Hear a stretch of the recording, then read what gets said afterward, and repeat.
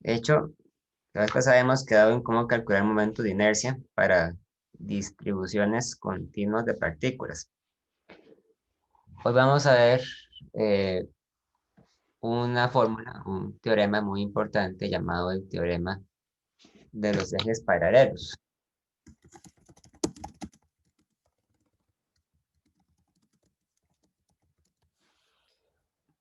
El teorema de los ejes paralelos parte de la noción de que el momento de inercia de un cuerpo siempre es mínimo cuando se mide con respecto al centro de masas. ¿Ok? El momento de inercia siempre es mínimo, se tiene el valor más pequeño cuando se mide con respecto al centro de masas. Y el centro de masas casi siempre coincide con el centro geométrico del objeto, pero no siempre, ¿verdad? Porque a veces puede pasar que la densidad del cuerpo no sea uniforme, de manera tal que la masa no está distribuida de manera uniforme y por lo tanto el centro de masas puede no coincidir con el centro geométrico. Si usted tiene un cuerpo que tiene una figura, ¿verdad? Y este punto es el centro de masas, lo notamos con las siglas CM. Entonces, cuando este objeto gira alrededor de un eje que pasa por el centro de masas, de esta forma, ¿verdad? Gira dando vueltas. Entonces decimos que tiene un momento de inercia y Cm, ¿verdad? Que sería el momento de inercia dado por el centro de masas. Pero a veces nos puede interesar calcular el momento de inercia alrededor de un punto que no sea el centro de masas, sino que sea un punto que está a cierta distancia. Puede ser, por ejemplo, acá. Entonces, ¿qué pasaría si yo hago girar el objeto alrededor de este punto?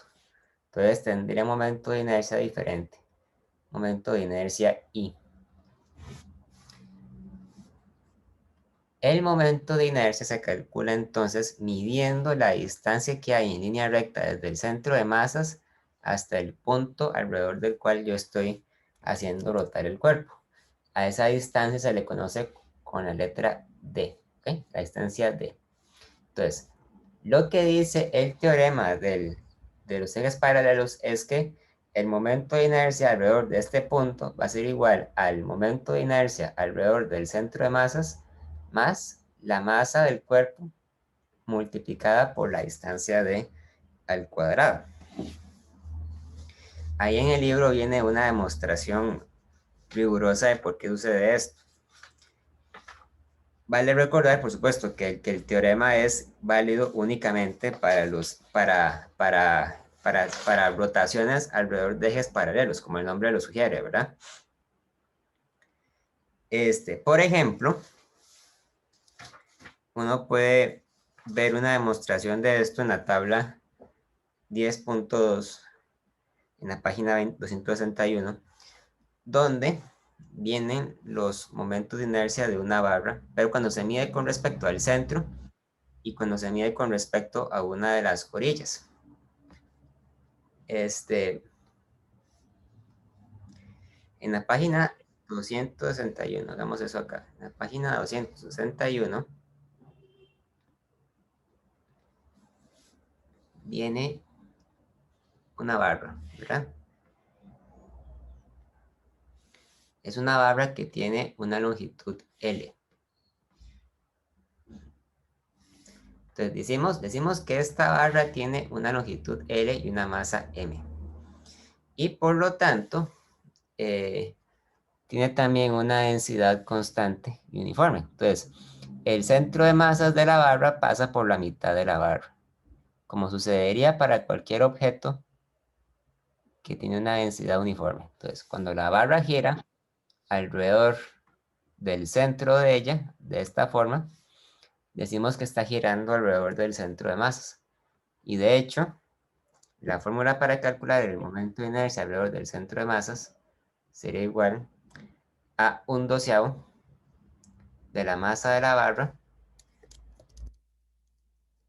1/12 de la masa de la barra por L al cuadrado.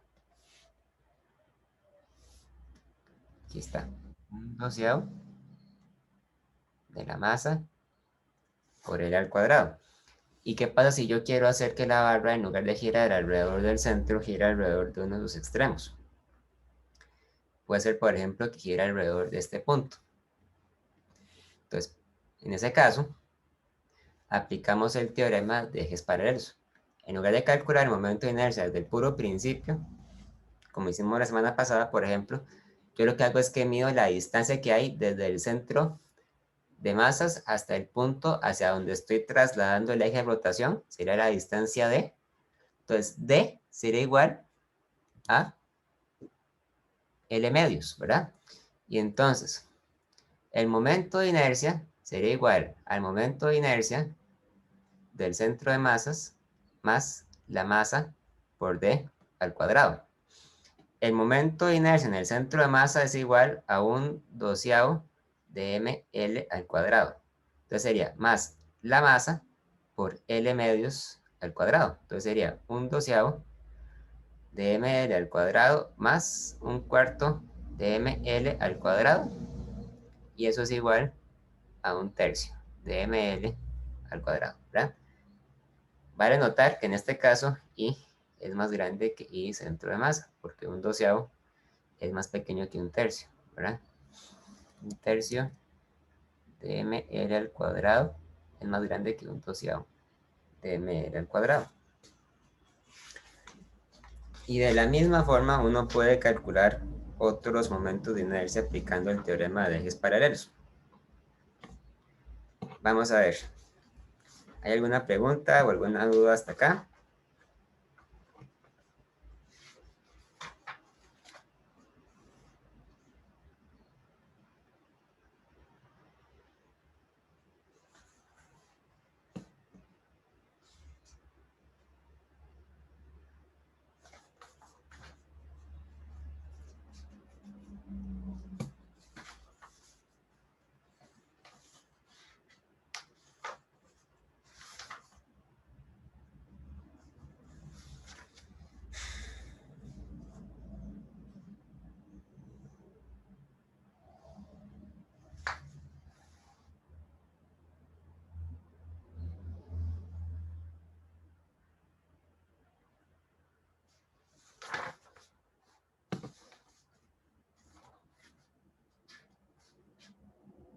Profe, ¿cuál era la definición del momento de inercia? ¿O como qué es? El momento de inercia era la sumatoria de las masas por la distancia al cuadrado.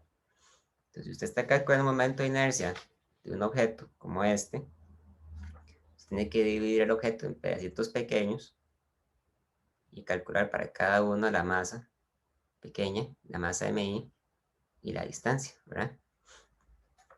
Cuando el objeto es irregular o es continuo, el momento de inercia se convierte en la integral L al cuadrado de M.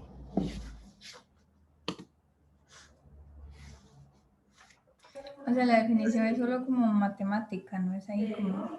¿Verdad? La definición es matemática, no es como que es un concepto ahí.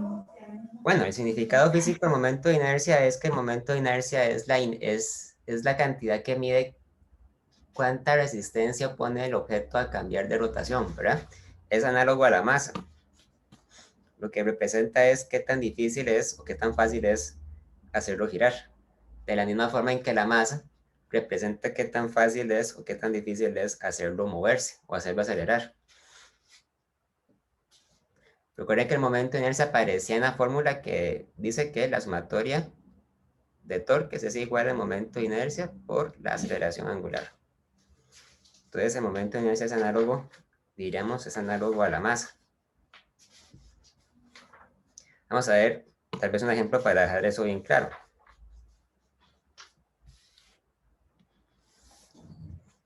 Vamos a suponer lo siguiente. Suponga que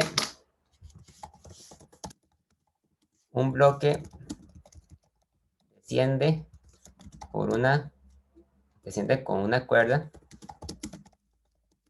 que pasa por una polea con masa M. Y el bloque tiene una masa M. Entonces, vamos a decir que nosotros tenemos esta situación. Hay una polea. Una polea es una rueda, ¿verdad? Voy.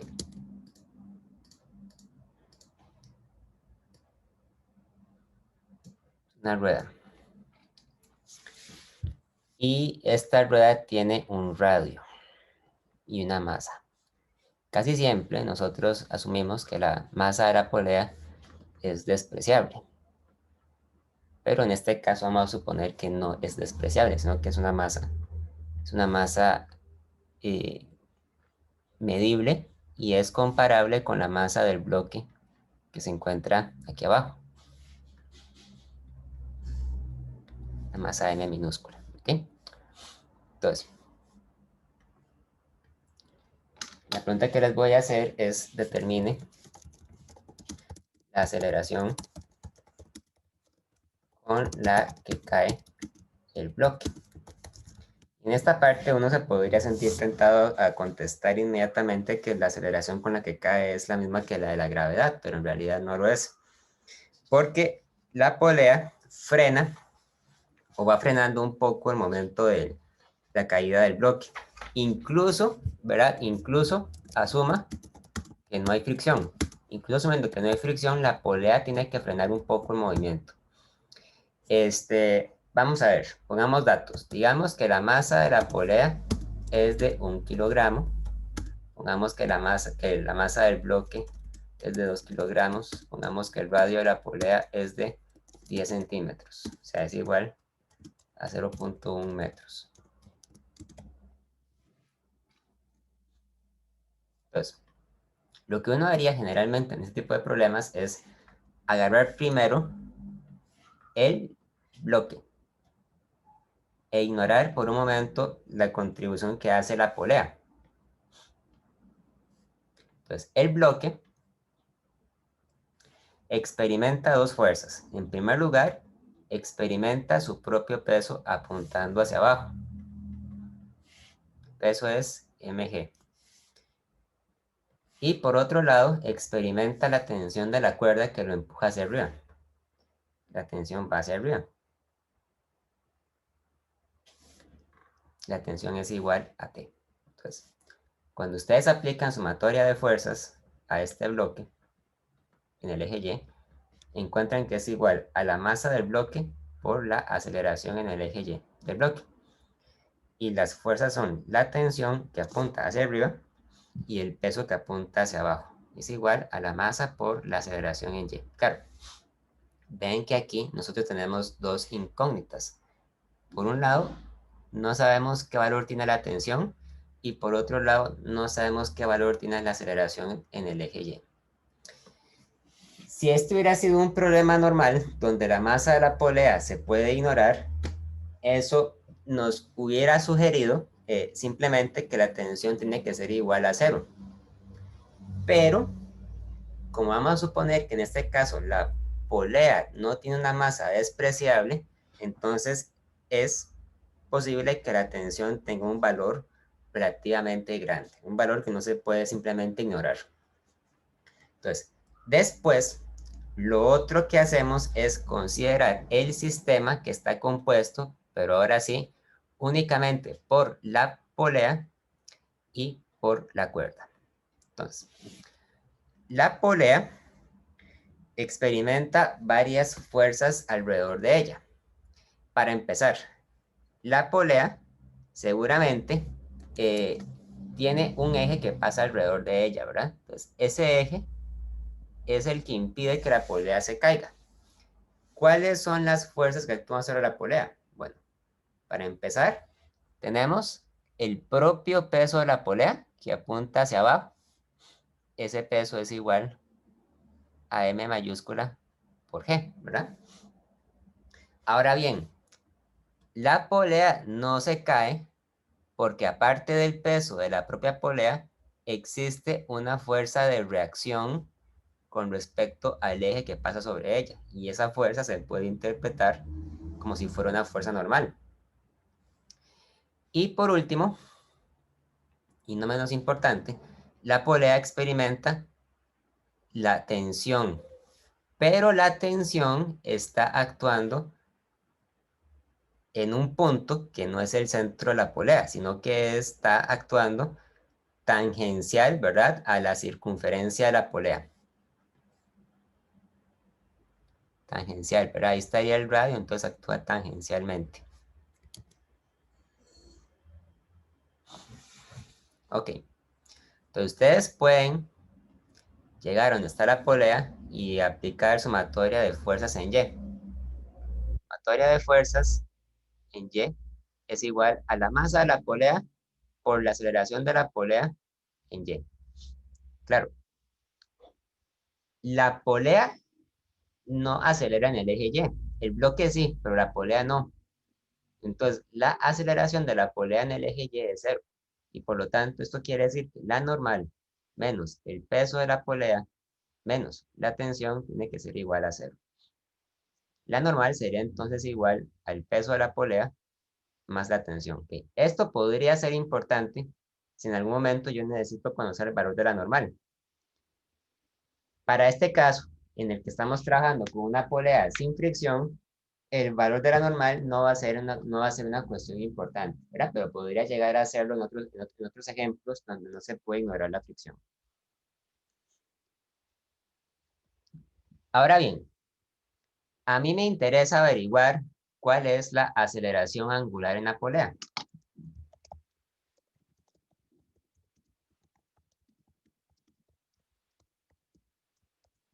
Y para hacerlo, aplico la versión rotacional de la segunda ley de Newton, la que dice que la sumatoria de torques sobre la polea es igual al momento de inercia de la polea por la aceleración angular de la polea. ¿Okay? Este valor de acá es la aceleración angular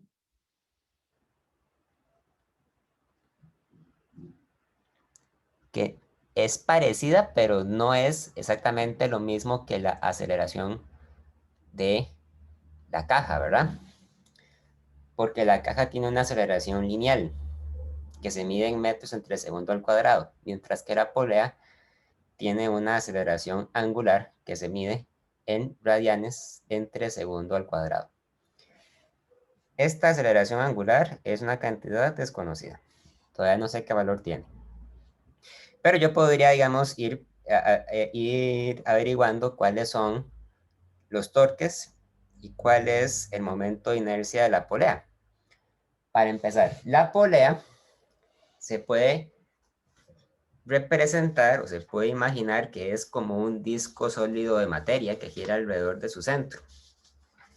Entonces, cuando nosotros tenemos un disco sólido de materia, como es el caso de la polea, nosotros podemos regresar a la tabla de la página 261, a que queden claro a cuál tabla me estoy refiriendo. Me refiero a esta tabla de acá, a la de esta página, ¿verdad? En esta tabla vienen algunos ejemplos importantes de cuáles son momentos de inercia para figuras. Entonces, en el caso de la polea, voy a tomar el momento de inercia que corresponde a un cilindro sólido, a este de acá.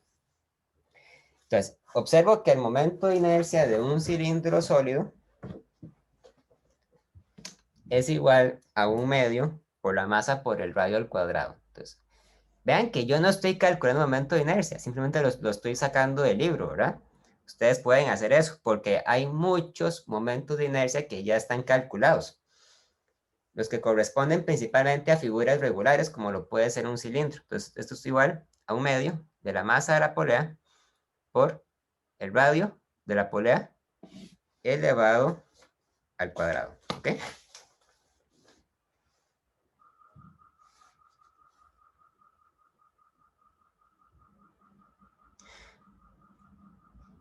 Por otro lado, me pregunto cuáles son los torques que están actuando sobre la polea, ¿verdad?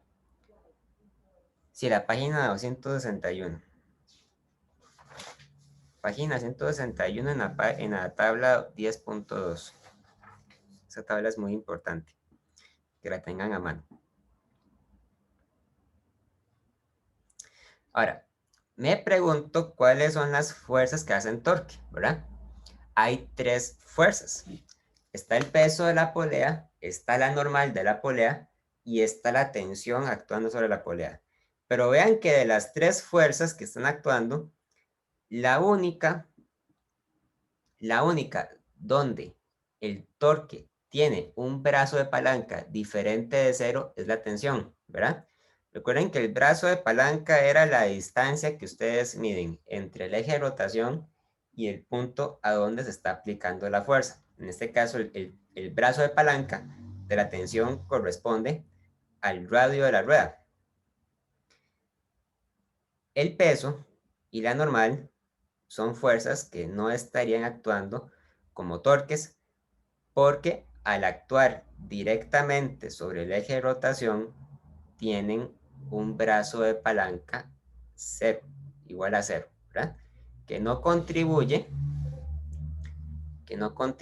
a la suma de torques. Entonces, el único torque que está actuando sobre la polea es el que ustedes calculan al aplicar el producto cruz del radio con la tensión, ¿verdad? Pero bueno, ustedes pueden ver fácilmente que el ángulo que se forma entre el radio y la tensión es de 90 grados, porque la tensión actúa como una fuerza tangencial al círculo, por lo tanto siempre es perpendicular a la línea del radio.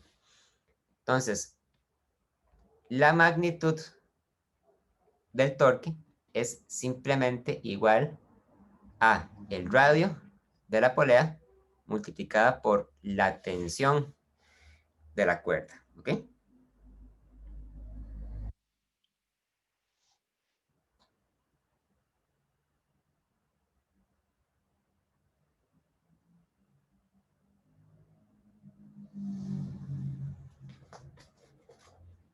Entonces,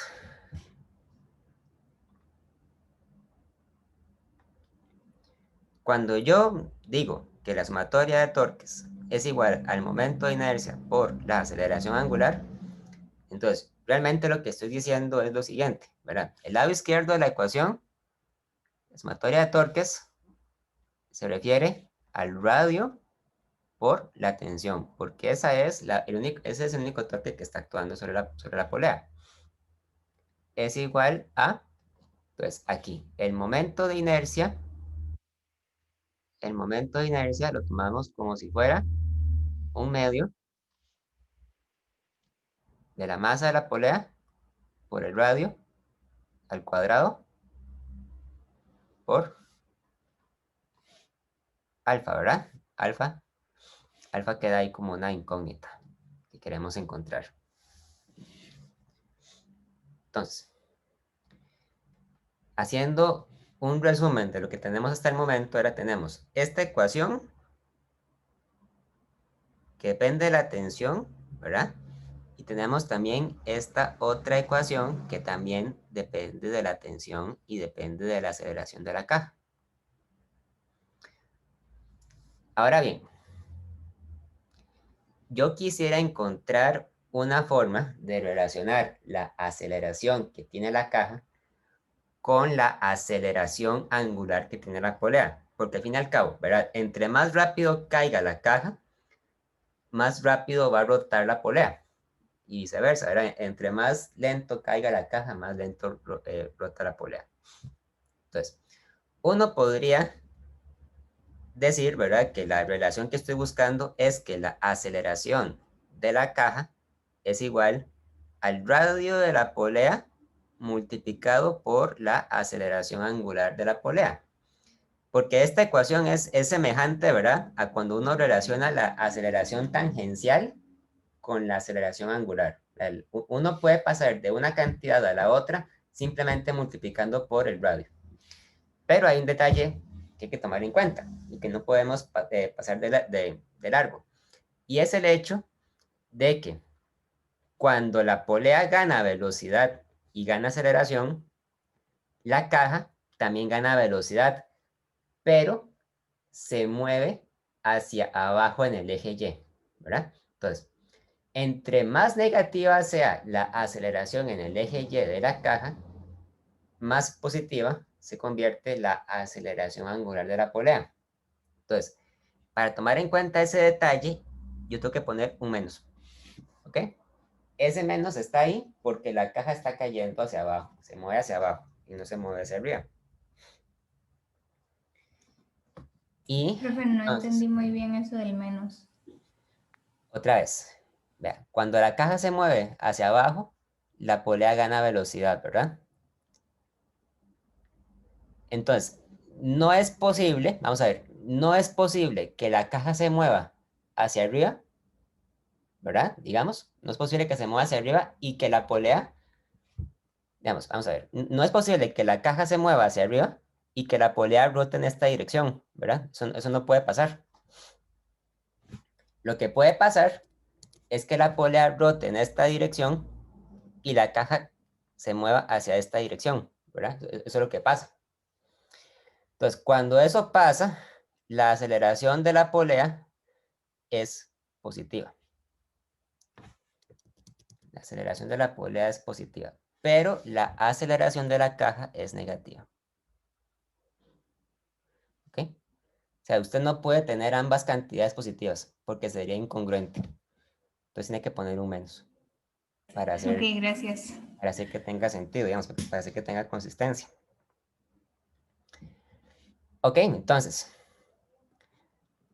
em, entonces lo que hacemos ahora es ver a jugar con las mates, ¿verdad? Acomodar todo para encontrar la aceleración de la caja. Una cosa que yo podría hacer, por ejemplo, es agarrar esta fórmula, así como está, ¿verdad? Y decir entonces, ok, el radio por la tensión es igual a 1/2 de la masa por el radio al cuadrado por la aceleración angular. Y lo primero que hago es cancelar uno de los radios a ambos lados de la ecuación, porque lo puedo hacer, ¿verdad? Entonces me quedaría que la tensión es igual a 1/2 de la masa por el radio por la aceleración angular. Y observo que esto que está acá es justamente igual a el negativo de la aceleración de la caja en el eje Y.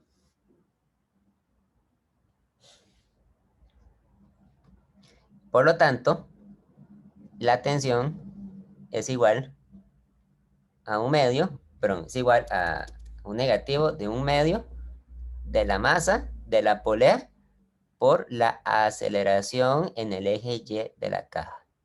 Pero vean el significado de esta fórmula, porque estamos multiplicando la masa de la polea por la aceleración de la caja, ¿verdad? Son cantidades que en principio no tienen, ¿verdad? Nada que ver la una con la otra. Pero bueno, uno las acomoda para llegar a ese resultado. Entonces, después, lo que uno hace es regresar acá a esta fórmula y puede, por ejemplo, sustituir la tensión por esto que está acá, ¿verdad? Usted tiene que la tensión menos el peso de la caja es igual a la masa de la caja por la aceleración en el eje Y. Y entonces cambia la tensión por esto de acá, sistema de ecuaciones, ¿verdad? Les queda 1/2 de la masa por la aceleración en el eje Y menos la masa de la caja por la gravedad es igual a la masa de la caja por la aceleración en el eje Y. Y despeja la aceleración, ¿verdad? Menos mg es igual a MAY más 1/2 de la masa por la aceleración en el eje Y. Por lo tanto, les queda que la aceleración en el eje Y es igual a menos mg entre la masa de la caja más 1/2 de la masa de la polea. mientras hacen todo este cálculo, ¿verdad? Tienen que asegurarse de en ningún momento confundir la aceleración, pero de no confundir la masa de un cuerpo con la masa de otro, ¿verdad? Porque son masas distintas, la masa de la polea y la masa de la caja. Y bueno, calculamos cuánto da, ¿verdad? La aceleración tiene que ser entonces menos mg, entonces sería menos 2 kilogramos, ¿verdad? Por 9,8 entre 2 kilogramos más 1 kilogramo, entre 2. Vean que ni siquiera necesité usar el radio. No hizo falta conocer el radio. La aceleración es igual a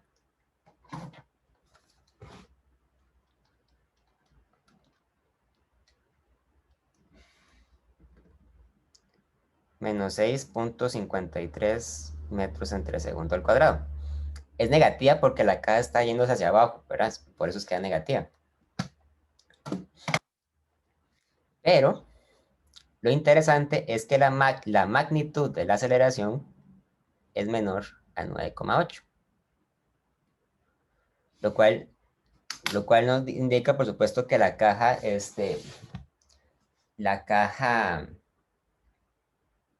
está cayendo más despacio de lo que caería si estuviera verdaderamente en caída libre, que en este caso no lo está, porque la polea, ¿verdad? La polea ofrece un poco de resistencia al movimiento. Okay. ¿Hay alguna duda acá?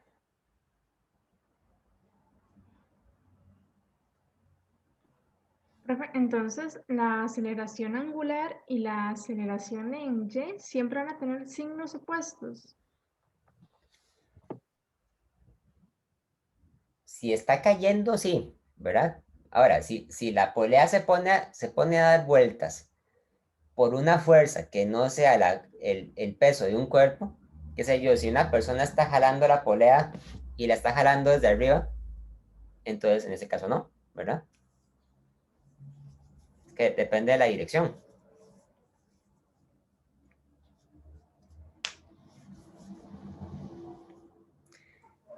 Por eso hay que tener cuidado, digamos, hay que tener cuidado porque cuando usted plantea sus fórmulas, tiene que fijarse que tenga sentido, digamos, que ambas aumenten al mismo tiempo. En este caso, usted no puede hacer que las dos aumenten al mismo tiempo, porque cuando la polea empieza a ganar aceleración angular, la caja más bien cae, ¿verdad? O sea, usted no puede, digamos, aumentar ambas, tiene que aumentar una y bajar la otra. Por eso un negativo. Pero podría ser, por ejemplo, que una persona, no sé, tenga el sistema de cabeza, digamos, y la persona tira la cuerda hacia arriba, y en ese caso, entonces, sí puede pasar que la aceleración en el eje Y sea positiva, mientras que la aceleración angular también sea positiva. Es una cuestión, digamos, de, de pensar bien las direcciones del movimiento. Ok, y digamos, el signo, digamos, de la sumatoria de torques, digamos que es negativo hacia, bueno, en sentido horario y positivo en sentido antihorario, ¿eso podría afectar con la aceleración angular? Eso podría, digamos, sí, eso podría afectar, pero bueno, pero bueno, en este caso, veamos lo que ocurre en este caso. Recuerden que el torque es el producto cruz de R cruz T, ¿verdad? Entonces, en este caso, R apunta hacia la derecha, ¿verdad? Y la tensión apunta hacia abajo. Entonces, cuando usted aplica la regla mano derecha, usted hace R cruz T y el pulgar de la mano derecha apunta hacia adentro de la página. Eso quiere decir que, en principio, la componente en el eje Z del torque es negativa, ¿verdad? Porque apunta hacia adentro de la página. Por lo tanto, la aceleración angular del torque, la aceleración angular de la polea también va a ser negativa. Entonces, si usted, digamos, hubiera representado la aceleración angular como un vector, hubiera sido una cantidad negativa en el eje Z. Entonces hubiera sido en menos K. Pero lo que yo estoy sacando con esta ecuación es simplemente la magnitud de la aceleración angular. Yo sé que puede ser positiva o puede ser negativa. Como estoy sacando únicamente la magnitud, entonces ignoro los signos, ¿verdad? Y simplemente lo dejo como RT igual ahí por alfa, ¿verdad? Pero bueno, si esto hubiera sido vectorial, hubiera tenido que poner un menos aquí. Y entonces alfa me hubiera dado negativo. Si alfa me da negativo, entonces en ese caso no hubiera tenido que poner este menos acá. Es otra forma de resolverlo. ¿Verdad? Pero es nada más, es cuestión de ver en qué lugar usted decide poner el menos. O sea, usted lo pudo haber puesto ya sea acá o ya sea acá, ¿verdad? Pero siempre tiene que haber un menos. Ok, gracias. Yo lo hice de una forma que se puede hacer, ¿verdad? En el libro lo hacen de otra manera, que igual llegan a la misma respuesta. Sería bueno que ustedes lo revisen. Este ejemplo o un ejemplo parecido a este viene explicado en la página 263. Pero lo que quería discutir era, digamos, el por qué aparece este negativo. Si es negativo es muy importante. Y bueno, también uno puede sacar la tensión sobre la polea, sobre la caja, ¿verdad? Voy a discutir un poco más estos resultados. Vean que la aceleración en el eje Y es igual a menos mg entre m más un medio de m mayúscula, ¿verdad? Mientras que la tensión era, aquí está, era menos un medio de m mayúscula por la aceleración en el eje Y. Entonces esto es igual a, sí, ¿verdad? Es igual a menos un medio de m mayúscula por menos mg entre m más un medio de m mayúscula. Entonces esto es m mayúscula por m minúscula por g entre 2 por m minúscula más un medio de m mayúscula. Ahora, si la polea hubiera sido ideal, o sea, si hubiera sido una polea que yo sé que yo puedo ignorar en un problema de caída libre, ¿verdad? Entonces, hubiera sido una polea donde la masa tiende a cero. La masa M mayúscula, ¿verdad? Entonces, lo que yo puedo hacer es sacar límites para asegurarme de que mis resultados coincidan con los que yo hubiera esperado encontrar en un problema de caída libre. Por ejemplo, la aceleración en el eje Y hubiera sido el límite en que m mayúscula tiende a cero de menos m minúscula por gravedad entre m minúscula más un medio de m mayúscula. Este límite es muy simple, es simplemente tomar esto como cero, ¿verdad? Entonces esto me hubiera dado menos mg entre m, y esto es simplemente menos g, ¿verdad? Es decir, la aceleración hubiera sido menos g, y esto coincide con un caso de caída libre común y corriente. ¿Qué pasa con la tensión? La tensión hubiera sido entonces el límite en que m mayúscula tiende a cero de m mayúscula por m minúscula por la gravedad entre 2 por m minúscula más un medio de m mayúscula. Este límite también es simple. Esto es 0 y esto es 0. Entonces esto me hubiera dado 0. Que justamente la tensión de la cuerda hubiera sido 0 si el cuerpo hubiera estado verdaderamente en caída libre. Entonces, ¿de qué me sirve a mí revisar esto? Bueno, si a la hora de sacar estos límites, ¿verdad? Yo hubiera encontrado algo distinto, qué sé yo, por ejemplo, que hubiera encontrado que en el límite en que la masa tiende a cero, la aceleración es igual a menos 2g, por decir algo, ¿verdad? Esto es por sí solo una garantía de que está malo, porque en el límite en que la polea gira sin resistencia, ¿verdad? Yo debería encontrarme con un cuerpo que está en caída libre común y corriente. Entonces, si yo tengo una respuesta como esta, ¿verdad? Esto lo que quiere decir es que hay que revisar bien porque hay un error en alguna parte. Eso no puede estar bien, ¿verdad? O que yo hubiera encontrado que esto da, por ejemplo, menos un medio de g, una cosa así, ¿verdad? Eso no puede pasar, no puede pasar, tiene que dar menos g, porque es lo que usted espera para un caso de caída libre. Entonces, tomar los límites es una forma de hacer un chequeo para comprobar que mi respuesta tiene sentido, o que al menos puede tener sentido en casos especiales. Ahora bien, el hecho de que el límite dé correcto tampoco es por sí solo una demostración rigurosa de que está bien. Nada más es una revisión que hay que hacer para comprobar que en ciertos casos puede ser que esté bien, ¿verdad? Cuando ustedes hagan una pregunta de examen, o sea, no, cuando hagan, digamos, una pregunta del examen parcial, ¿verdad? Sobre esto, sería buena idea que ustedes, ¿verdad?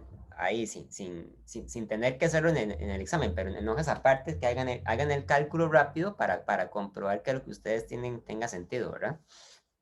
Es una forma de asegurarse de que su respuesta esté correcta.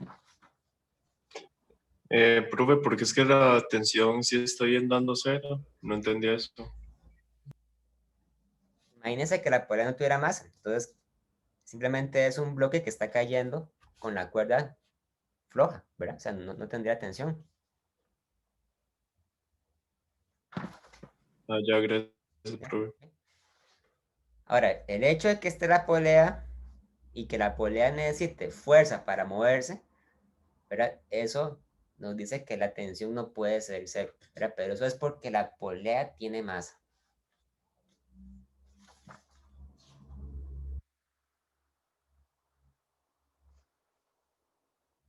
También el ejemplo 10.3 es muy parecido a este, nada más que es con una polea un poquito más complicada.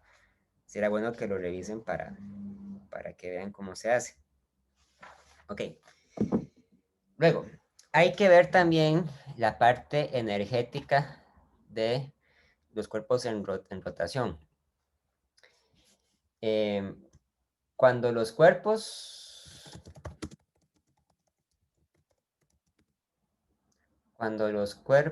giran, ¿verdad? Mejor dicho, cuando los cuerpos rotan sobre sí mismos, tienen una energía cinética asociada. Y esa energía cinética se calcula como un medio del momento de inercia por la rapidez angular al cuadrado. Entonces, vean que esto más o menos se puede sacar de la fórmula para la energía cinética translacional, que era un medio de la masa por la velocidad al cuadrado. El momento de inercia desempeña un papel semejante al que desempeña la masa, mientras que la velocidad angular desempeña un papel semejante al que desempeña la velocidad tangencial, ¿verdad? Ahora, esta fórmula es muy útil cuando uno está viendo cuerpos que están rotando, cuerpos que ruedan, mejor dicho, que ruedan. Vamos a ver aquí entonces la condición de rodadura. Cuando un cuerpo está rodando, significa que el punto del cuerpo que hace contacto con la superficie horizontal que tiene por debajo está momentáneamente en reposo, ¿verdad? Mientras que el resto del cuerpo gira y se traslada sobre la superficie. Entonces, una condición importante para que haya movimiento de rodadura es que el cuerpo logre mantener el contacto fijo con la superficie momentáneamente, ¿verdad? Que no se deslice, o sea, que la superficie que hace contacto no se deslice, porque si se desliza, ya no sería rodadura, sería deslizamiento. Entonces, hay que distinguir, en primer lugar, entre la velocidad del centro de masas. El centro de masas se mueve hacia adelante, ¿verdad? Si esto fuera, por ejemplo, un carro que está rodando, entonces el centro de masas va hacia adelante. Y hay que diferenciar eso de la rapidez angular. La rapidez angular lo que mide es cuántas vueltas da o cuántos rayanes da por segundo, ¿verdad? Entonces, la condición de rodadura establece que la velocidad del centro de masas es igual a al radio de la rueda, ¿verdad? O el cilindro, o la bola, o lo que sea, multiplicada por la rapidez angular. Esta ecuación se cumple, vamos a ver, se cumple solo si hay rodadura. ¿Ok? Si no hay rodadura, si no hubiera rodadura, entre paréntesis pongamos, porque la superficie es resbalosa y hay deslizamiento,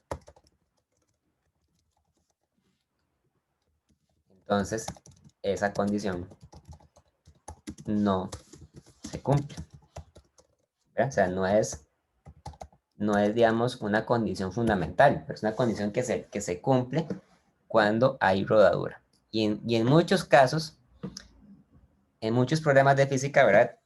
Tenemos que considerar la posibilidad de que haya rodadura. Ahora bien,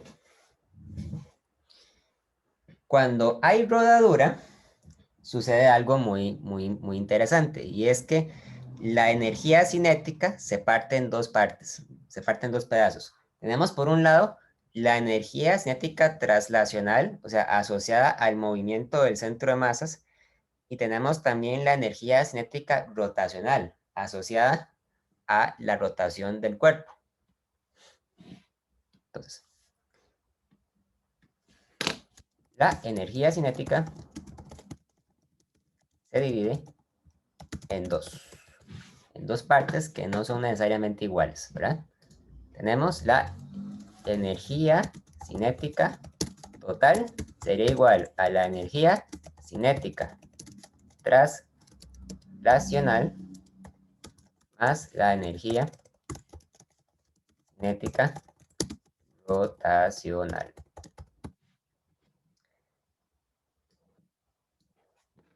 Cuando lo escribimos en fórmula, esto es K igual a K traslacional más K rotacional. Entonces, K sería igual a 1/2 de la masa por la velocidad del centro de masas al cuadrado más 1/2 del momento de inercia por la rapidez angular al cuadrado. Entonces, cuando los cuerpos rotan, se permite entonces que la expresión que define la energía cinética sea un poco más complicada, porque hay que tomar en cuenta tanto el movimiento traslacional como el movimiento rotacional. Y eso puede tener consecuencias importantes a la hora de, em, de evaluar cómo será el movimiento de un cuerpo que está rotando, que está moviéndose mediante rotación. Profe, ¿se seguiría usando la velocidad en el centro de masa aun si el objeto si girara alrededor de otro eje, digamos, no necesariamente el centro de masa?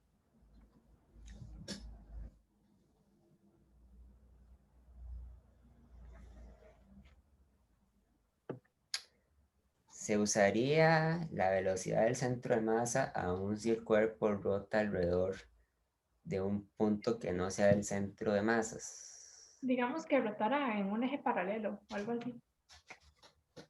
Es una muy buena pregunta. Si el cuerpo rota alrededor de un punto que no es el centro de masas, entonces no. Entonces no sería la velocidad del centro de masas. Esta fórmula, digamos, se plantea porque en muchos casos es más fácil, digamos, evaluar el movimiento cuando se hace alrededor del centro de masas, porque generalmente es un punto simétrico, ¿verdad? Por ejemplo, cuando un cuerpo está rotando. Pero si el cuerpo estuviera rotando por un punto que no es el centro de masas, entonces esto no puede, no se puede caer así. O sea, de hecho, tendríamos que hacer la especificación de que este momento de inercia tiene que ser el momento de inercia del centro de masas. Momento de inercia del centro de masas.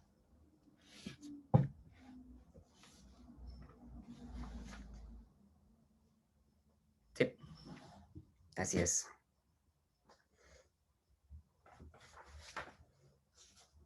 Lo que pasa es que, por ejemplo, cuando un cuerpo está rodando,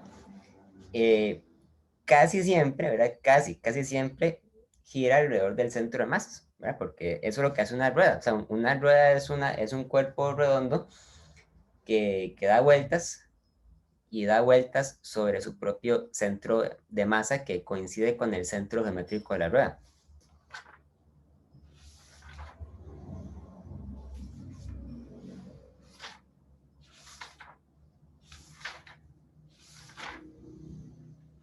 Vamos a ver.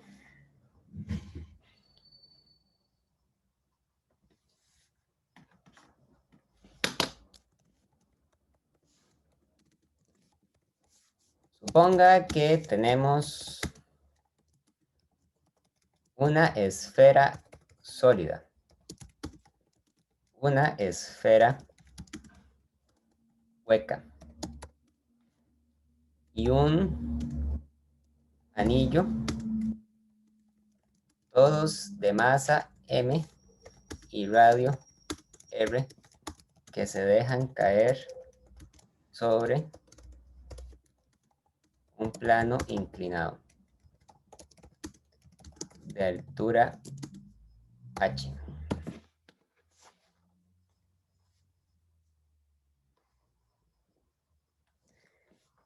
Entonces, tenemos algo como esto. O sea, hay un plano inclinado, ¿verdad?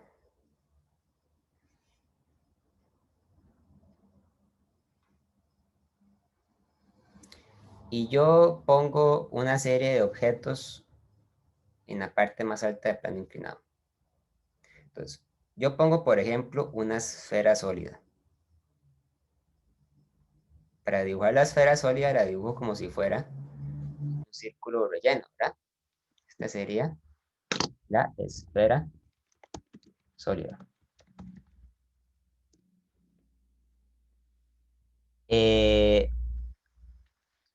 A una altura h.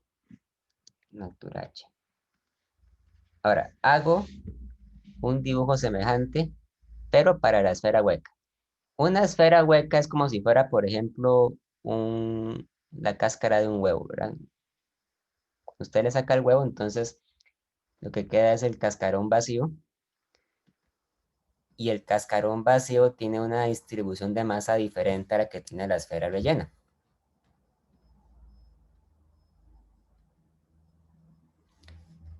Pero esta la vamos a dibujar como si fuera un círculo blanco. Ahí está.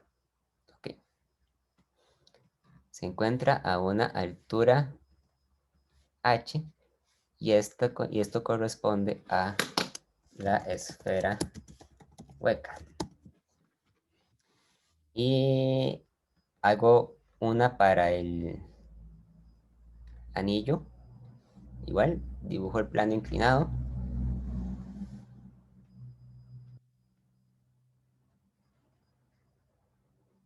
Y dibujo el anillo ahí arriba. A una altura h. Entonces, la pregunta que les voy a hacer es, cuando los cuerpos llegan a la parte de abajo del plano, ¿cuál llega con mayor rapidez? ¿Verdad? Podría parecer una pregunta extraña porque ustedes han visto que la velocidad con la que caen los cuerpos no depende de la masa, ¿verdad? Eso es algo que uno aprende, que uno aprende cuando empieza a estudiar caída libre.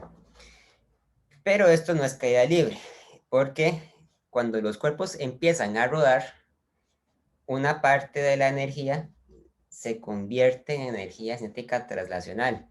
Y esa parte de energía es diferente para los cuerpos según la forma en que distribuyen la masa. Entonces vamos a suponer, suponga que los cuerpos caen rodando. Eso es muy importante. Los cuerpos caen rodando. Entonces, lo que uno hace es aplicar la conservación de la energía mecánica. Por ejemplo, para el caso de la esfera sólida, uno plantea una fórmula para la energía en la parte de arriba y plantea también una fórmula para la energía cuando la bola llegue a la parte de abajo. Cuando la bola llega a la parte de abajo, va a tener una energía mecánica final.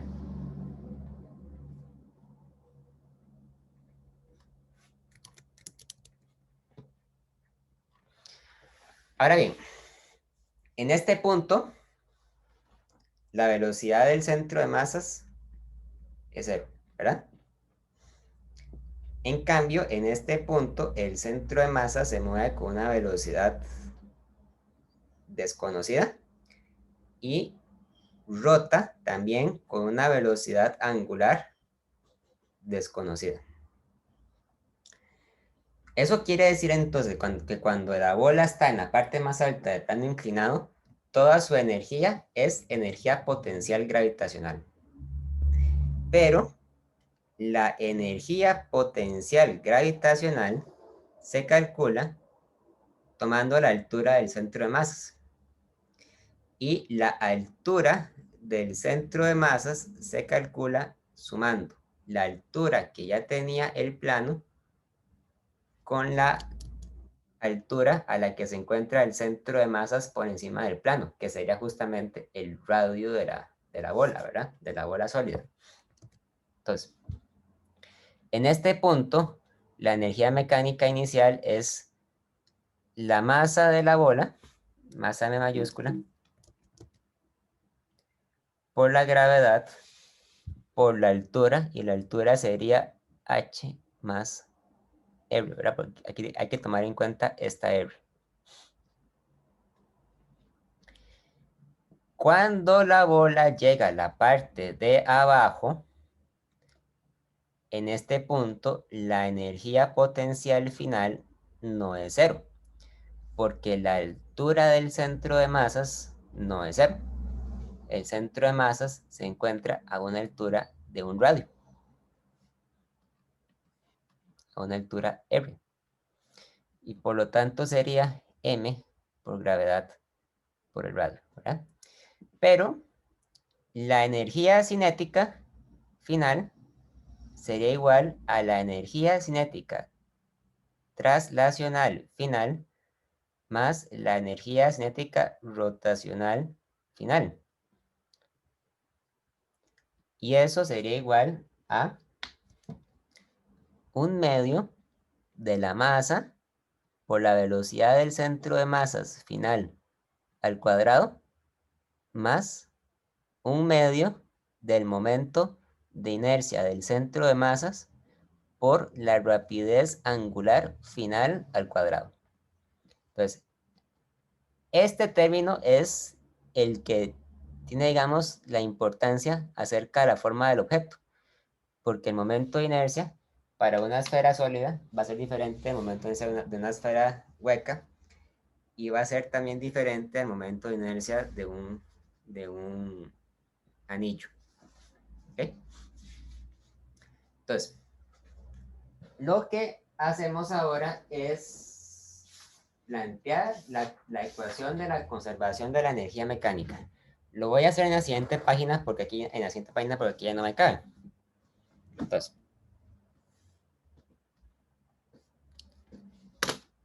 la conservación de la energía mecánica para la esfera sólida.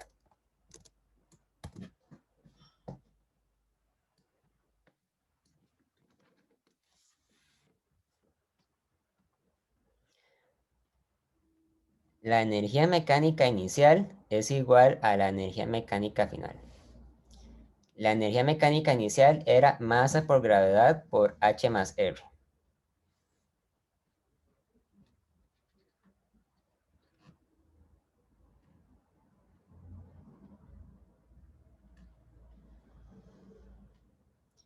Y la energía mecánica final, entonces, es igual a 1/2 de la masa por la velocidad del centro de masas final, más 1/2 del momento de inercia del centro de masas por la rapidez angular final al cuadrado, más masa por gravedad por R, porque esta sería, ¿verdad?, la energía potencial final, U final. Ahora, lo que hago es que agarro el libro y busco cuál es el momento de inercia para una esfera sólida. Entonces encuentro que el momento de inercia para una esfera sólida es igual a 2/5 de la masa por el radio al cuadrado. ¿Sí? Pero eso yo lo sé porque lo consulté en el libro. 2/5 de la masa por radio al cuadrado.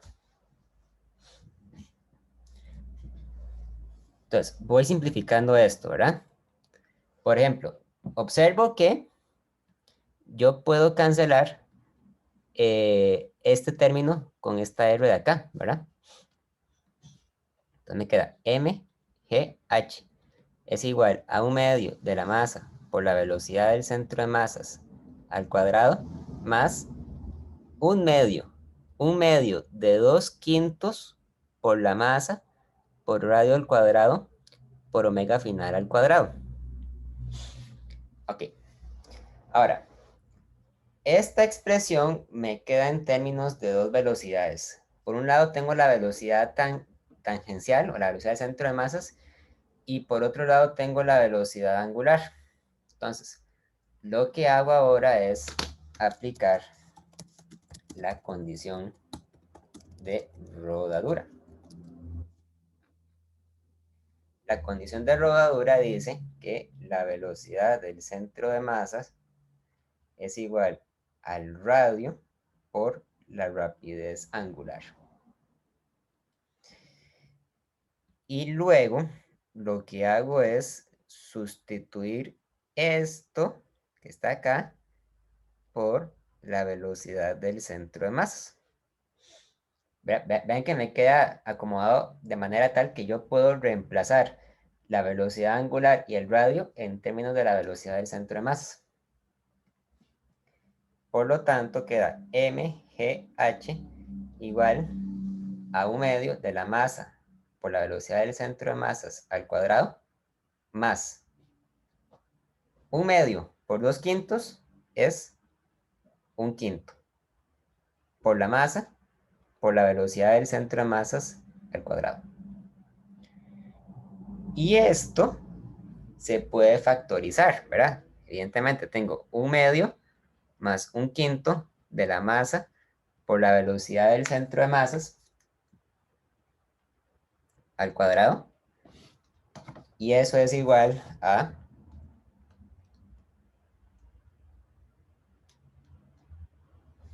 7/10 de la masa por la velocidad del centro de masas al cuadrado.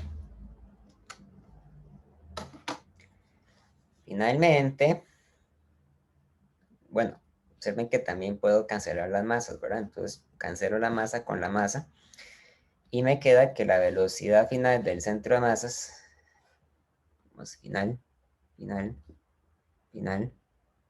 es igual a la raíz cuadrada de 10 séptimos por G por H. ¿Ok?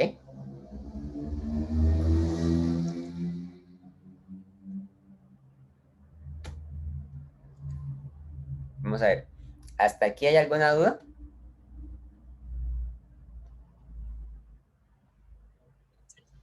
Profe, que digamos que por qué canceló, digamos, en el primer paso, digamos que por qué canceló, digamos, la energía potencial del lado derecho.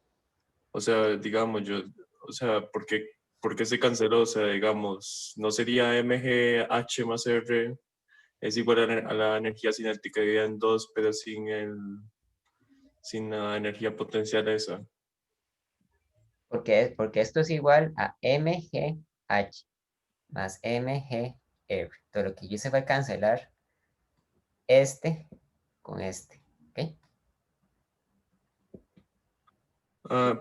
No, no, entonces mi pregunta sería que ¿por qué incluyó, digamos, el mgr en el lado derecho, en la parte final? ¿Acaso no es cero? No, porque la altura final no es cero. La altura final es cero. O sea, recuerden que al fin y al cabo lo que uno toma es simplemente la altura con respecto a un punto de referencia. Yo la tomé con respecto al suelo. Entonces yo digo que esto es y igual cero. Entonces y final no es cero. Y final es cero. Y y inicial es h más r. Claro, cuando usted calcula la diferencia en las alturas, tiene que y final menos y inicial es igual a h más r menos r. Entonces es h. Al fin y al cabo, lo que importa es la diferencia, nada más. La diferencia siempre va a ser h. Ok, gracias, profe. Ok.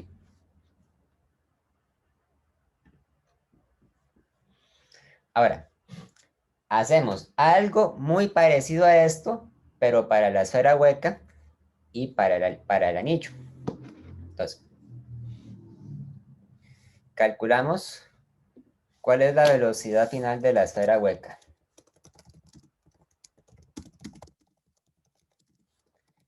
Pero para la esfera hueca, ustedes se van a la página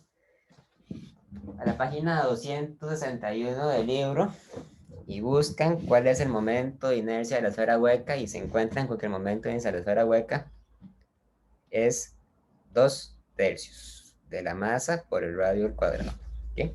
Ese momento de inercia es distinto al de la esfera sólida. De hecho, es más grande. Sí, correcto, es más grande.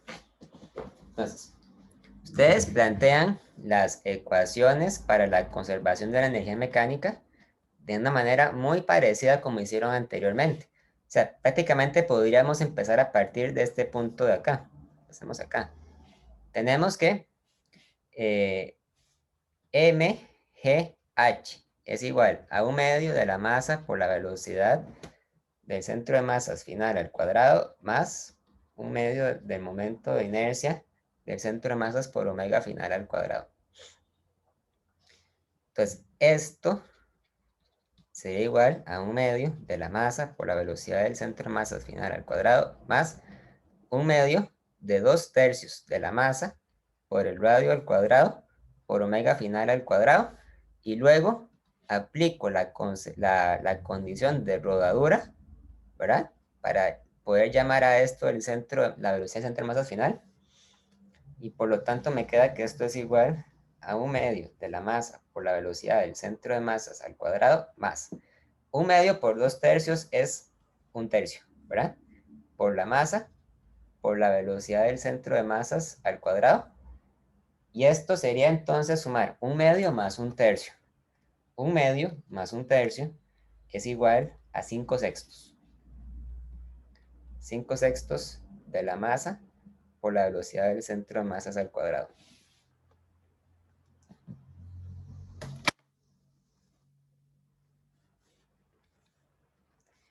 mgh es igual a 5/6 de m por v, centro de masas final al cuadrado. Yo puedo cancelar las masas y me queda que la velocidad del centro de masas final es la raíz cuadrada de 6/5 de G por H. O sea, va a tener una velocidad distinta si es una esfera hueca o una esfera sólida. ¿Ok? Falta el anillo, pero hasta este punto, ¿hay alguna duda? ¿Alguna pregunta? Profe, si la pregunta solo dijera como decir cuál llega primero, uno se podría fijar solo en la I y de ahí sacar la conclusión. No hay que hacer los cálculos. ¿O sí? Llega primero el que, podríamos decir que llega primero el que viaja más rápido. ¿Ok? Ahora vamos a ver cuál llega primero, nada más para que ustedes se hagan una idea de cómo es el criterio para decidir eso. Profe, y la expresión de la I siempre la vamos a poder sacar, digamos, como de la tabla de la 261, ¿verdad? Generalmente, ¿verdad? O sea, no le puedo garantizar que siempre la puedan sacar de ahí. Puede ser que en algún caso tengan que agarrar una expresión de la tabla y aplicarle el teorema de ejes paralelos para sacar el momento de inercia nuevo, ¿verdad? O puede ser, por ejemplo, otro cuerpo que gira y que tiene un momento de inercia diferente. Claro, lo que pasa es que los cuerpos que ruedan, son los cuerpos que son redondos. Y redondos son solamente las esferas y los cilindros que ya están acá, ¿verdad? Entonces eso ya está cubierto. Ah, ok. Sí, porque lo que puede rodar es una esfera o un cilindro. Y vean que vienen cilindros delgados, cilindros rellenos y un cilindro con un hueco de tamaño finito. Y pueden ver otros casos también, pero los más importantes están en la tabla. Profe, y en el programa no le indican, digamos, cuál es la figura o uno lo tiene como que, no sé, Bueno, yo les estoy diciendo cuál es la figura, ¿verdad? Puede ser, por ejemplo, que le pongan una pregunta y ustedes le digan, ok, esta esfera llegó al suelo con esta velocidad. Determine si la esfera estaba rellena o estaba hueca. ¿Y usted cómo sabe eso? Usted lo que hace es que usted intenta averiguar cuál era el momento de inercia y en base a eso se fija en la tabla y ve cuál es el que coincide. Pero es como, digamos, este mismo problema, pero al revés, ¿verdad? O sea, yo aquí les doy el momento de inercia y les pido la velocidad y puede ser que más bien aparezca una pregunta donde les den la velocidad y más bien lo que les piden es que encuentren el momento de inercia. Que digamos que conceptualmente es lo mismo que estamos haciendo acá, nada más que al revés.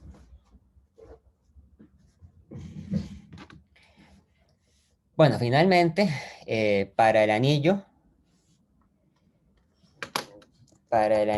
tenemos que el momento de inercia es un medio. No, mentira, el del anillo es simplemente masa por radio al cuadrado. Vean que de todos se supone que el anillo es el que tiene el momento de inercia más grande. Y eso se debe a que el anillo es la configuración que tiene la masa o que tiene la mayor parte de su masa distribuida lo más lejos posible del centro de rotación, ¿verdad? Por lo tanto, cuando ustedes aplican mgh igual a 1/2 de la masa por v al cuadrado más 1/2 del momento de inercia por omega al cuadrado, esto queda como 1/2 de m por v cuadrado más 1/2 de m por r al cuadrado, omega al cuadrado, pero esto es vcm al cuadrado, ¿verdad? Y al sumarlo, simplemente nos queda que esto da m por v al cuadrado, a secas, ¿verdad? Y por lo tanto, la velocidad del centro de masas sería la raíz cuadrada de GH. Entonces, en resumen, ¿verdad? Vamos a ver. Para la esfera sólida teníamos que el momento de inercia era igual a 2/5 de m por r al cuadrado. Y para la esfera sólida encontramos que la velocidad del centro de masa final era raíz cuadrada de 10 séptimos GH.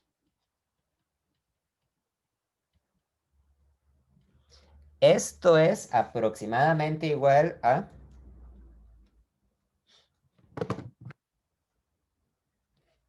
1.195 raíz cuadrada de GH. Para la esfera hueca, el momento de inercia era 2/3 de mr al cuadrado. Y la velocidad final del centro de masas era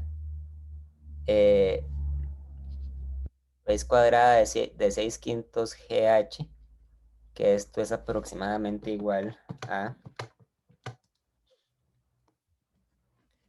1.095, pongamos, raíz cuadrada de GH. Y para el anillo, el momento de inercia es simplemente masa por radio al cuadrado. Y la velocidad del centro de masas nos quedó G por H. Entonces, ¿cuál llega más rápido? ¿Cuál de todos llega más rápido? La esfera sólida. La esfera sólida, ¿verdad? La esfera sólida es la que llega más rápido. Y es también la que llega antes, porque va más rápido, ¿verdad? Entonces, la esfera sólida es la que gana.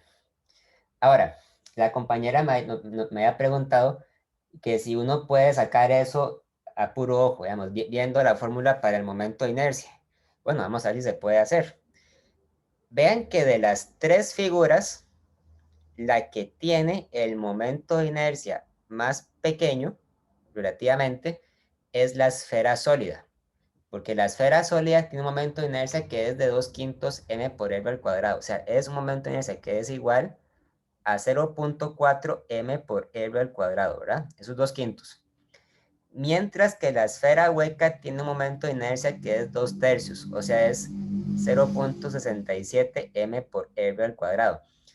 Mientras que la que tenía el momento de inercia más grande es el anillo. ¿Por qué? ¿Por qué es así? Bueno, porque un objeto gana momento de inercia cuando logra distribuir su masa lo más lejos posible del eje de rotación. En este caso, el cuerpo que tiene la masa lo más alejado posible del eje de rotación es el anillo, ¿verdad? Mientras que el objeto que concentra una mayor cantidad de masa cerca del eje de rotación es precisamente la esfera sólida. Ahora bien, la esfera sólida es la que llega antes y es la que tiene el menor momento de inercia. Entonces, la interpretación que hacemos de todo esto es que el momento de inercia, al considerarse como una medida de la resistencia que opone un cuerpo a cambiar su rotación, ¿verdad? Indica que entonces que el que tiene un menor momento de inercia es el que logra rotar más rápido, ¿verdad? Y por eso es que la esfera sólida es la que llega antes. Mientras que el objeto que tiene el mayor momento de inercia es el que más se resiste a acelerar. Y por lo tanto, es el que llega más despacio o es el que llega de último. ¿Ok? Vamos a ver. ¿Preguntas, dudas? Pues si en un ejercicio nos dan solo la velocidad tangencial, pero no la del centro de masa, se podría pensar que son iguales. O sea, la velocidad tangencial no. O sea, usted dice la velocidad con la que... ¿qué entendería por velocidad tangencial? Bueno, es que hay como una fórmula que si no me equivoco es como R por W igual, entonces por eso estaba haciendo como la... Esa es la velocidad traslacional. Es lo mismo que el centro de masa. Ah, ok, ¿Ok? gracias.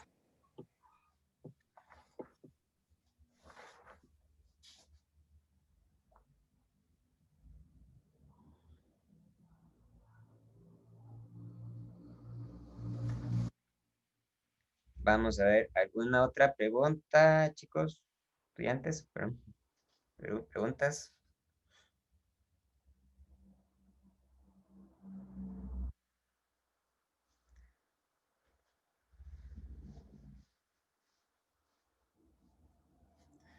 Ok, nada más quisiera hacer una aclaración adicional.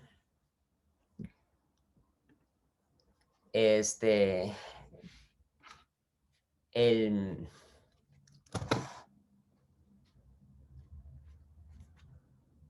la sumatoria de torques, habíamos dicho que es igual al momento de inercia por la aceleración angular. Sin embargo, hay otra forma de representar esta ecuación, que es mediante el momento angular. El momento angular es una cantidad que se define como el producto del momento de inercia por la rapidez angular. Entonces, uno puede decir que la sumatoria de torques sobre el cuerpo es igual a la derivada del momento de inercia con respecto al tiempo.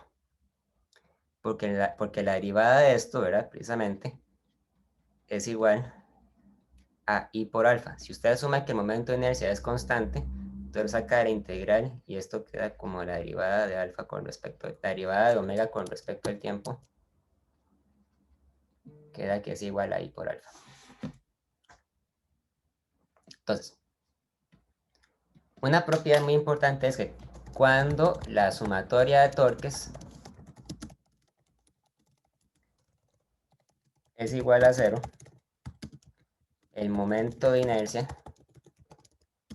L, se mantiene constante. Es de la misma forma en que cuando usted tiene que la sumatoria de fuerzas es igual a 0, la cantidad de movimiento se mantiene constante.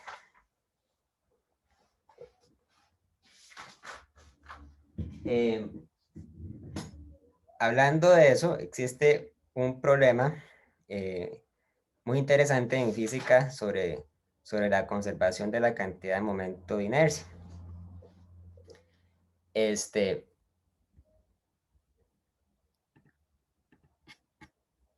Que lo que pregunta es ¿por qué cuando una bailarina está girando sobre sí misma, una bailarina de ballet, al extender sus extremidades, empieza a frenar?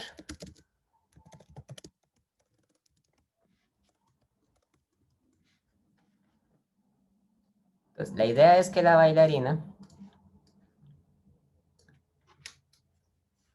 en un momento la bailarina está, digamos, está dando vueltas, ¿verdad? Con las extremidades muy, muy juntas entre sí. Y entonces se mueve con cierta velocidad angular inicial. Pero después la bailarina abre los brazos, digamos, abre los brazos. Y entonces la velocidad angular con la que se mueve cambia. Entonces, ¿por qué pasa eso? Bueno, lo que sucede realmente es que la cantidad de movimiento angular inicial es igual a la cantidad de movimiento angular final, donde la cantidad de movimiento angular inicial es el momento de inercia inicial por la velocidad angular inicial, mientras que la cantidad de movimiento final angular es el momento de inercia final por la velocidad angular final. Entonces, la pregunta es, ¿en cuál de los dos casos la bailarina tiene un momento de inercia más grande? ¿Al principio o al final? ¿Qué dicen?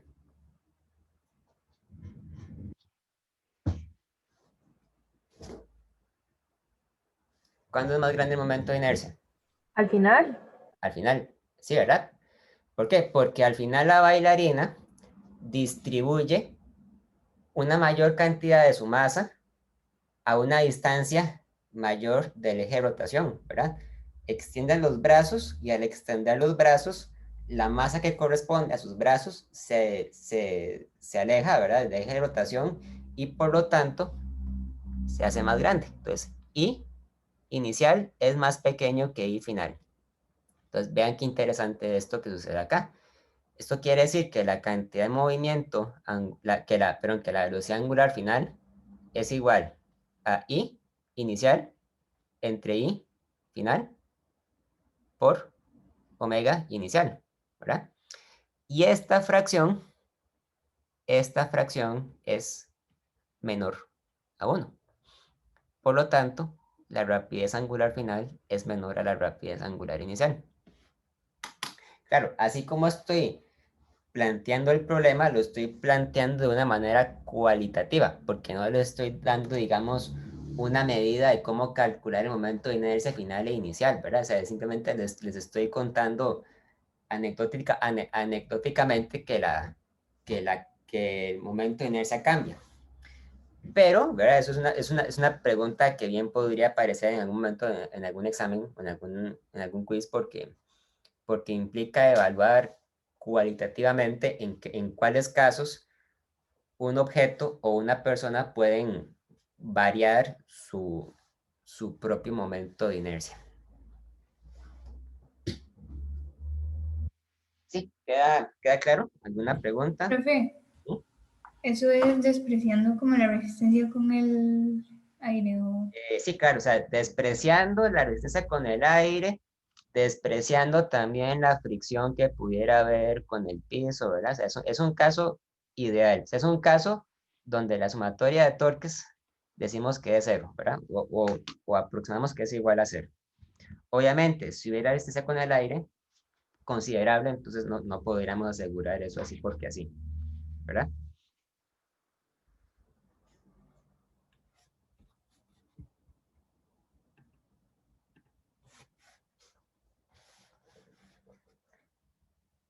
Ok.